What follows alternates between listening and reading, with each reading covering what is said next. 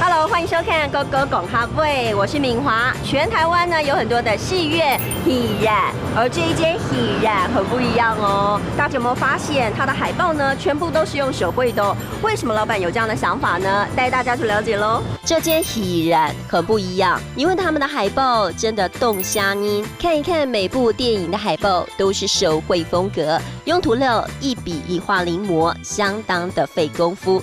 手绘电影海报的师傅严正发已经入行40几年，他说手绘海报真的是很不简单的传统技艺。那像你们在画这个有没有特别注意什么？它特征很重要。它如果一特征弄不准，那就不像。手法天然海报动虾妮，不过现在科技发达，大图输出方便又很快速，所以喜染渐渐用彩印矩阵取代这种传统的技艺。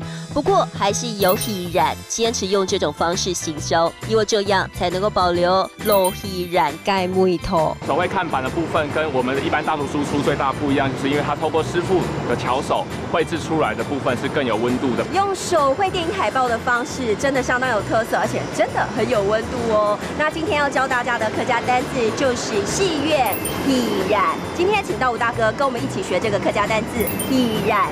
喜染，喜染，喜染，讲得很好哦，大家也要多练习喽。严正发师傅工作的地点就好像观光景点一样，每天都有民众来朝圣。为了要传承，严师傅还开班授课，希望大家都可以爱上这项老技艺，这样手绘电影海报的文法才不会随着时间而流逝。Hello， 各位朋友们，讲到这个手绘的电影海报啊，现在真的很少看到喽，所以你看到它的时候，要记得把它拍照起来，留下珍贵的纪念。重点是我们学到新的词，来复习一遍吧。来看到第一个词就是戏院，喜染，喜染。第二个词呢就是吸引人，虾妮，虾妮。